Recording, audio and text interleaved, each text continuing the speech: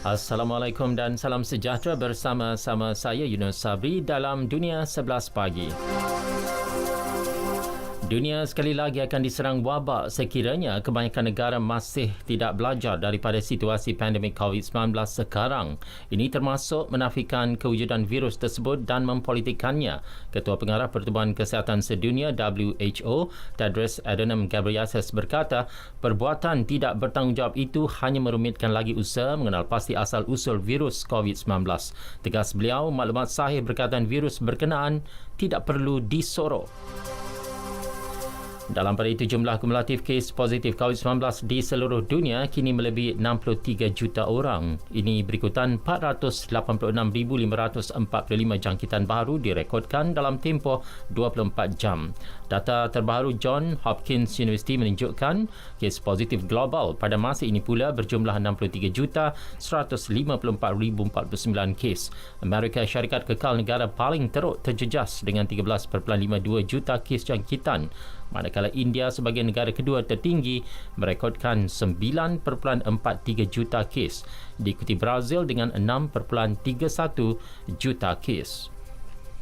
Sementara itu, Filipina melanjutkan sukatan pergerakan yang dikuatkuasakan di ibu negara itu sehingga akhir tahun ini.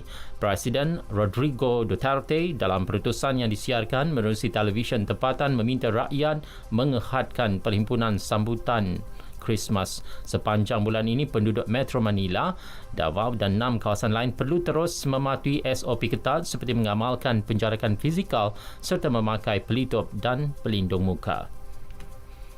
Amerika Syarikat pula dijangka mula menerima vaksin COVID-19 sebelum sambutan Christmas. Menurut Setiausaha Kesihatan Alex Azar, vaksin dibangunkan syarikat Pfizer itu boleh didapati beberapa hari selepas mesyuarat penasihat luar pentadbiran makanan dan ubat-ubatan pada 10 Disember. Ini disusuli vaksin keluaran syarikat Moderna seminggu kemudian. Data percubaan terakhir menunjukkan vaksin Moderna 94.1% berkesan dalam mencegah COVID-19 setanding dengan vaksin yang dibangunkan Pfizer. Menteri Kewangan Eropah bersetuju melaksanakan pembaharuan terhadap dana jaminan Eurozone yang tertangguh selama setahun ekoran masalah politik dalaman Itali dan krisis COVID-19. Dikenali sebagai Mekanisme Kestabilan Eropah ESM, dana itu bakal menjadi sumber pinjaman terakhir negara anggota Kesatuan Eropah seawal 2022. Menurut Menteri Kewangan Jerman Olaf Scholz, pembaharuan ESM akan memperkukuh kedudukan mata wang euro dan seluruh sektor perbankan Eropah. ESM yang menyediakan pinjaman bersubsidi diperkenalkan pada 2012 semasa kemuncak krisis hutang Eurozone.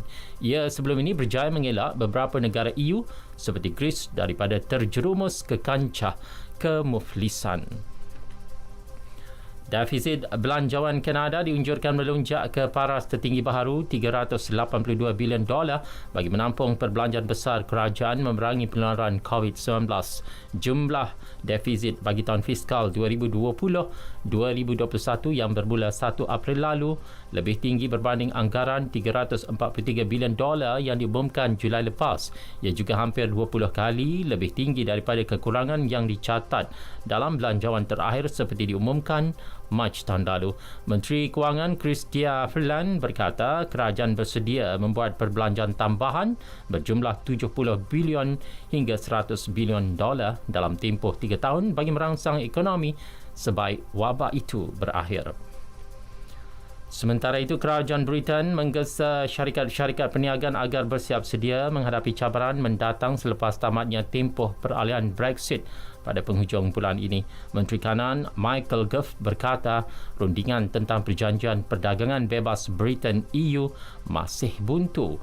Walau apapun hasil rundingan, sama ada perjanjian dimeterai ataupun tidak, syarikat-syarikat perniagaan perlu menyesuaikan diri dengan perubahan yang bakal dihadapi. Tempoh peralihan Brexit dijadualkan berakhir pada 31 Disember. Bola sepak Liga Perdana Inggeris, Fulham mencipta kejutan apabila menewaskan Leicester City 2-1 di tempat lawan. Gol pembukaan Fulham diperoleh pada minit ke-30 menerusi penyerang Ademola Lookman. Selang 8 minit kemudian, gol kedua menyusul menerusi sepakan penalti yang disudarkan oleh Ivan Cavaleiro.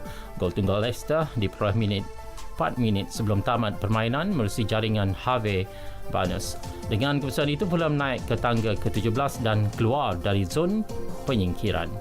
Sekian berita yang disunting oleh Zamzuri Zawawi. Assalamualaikum.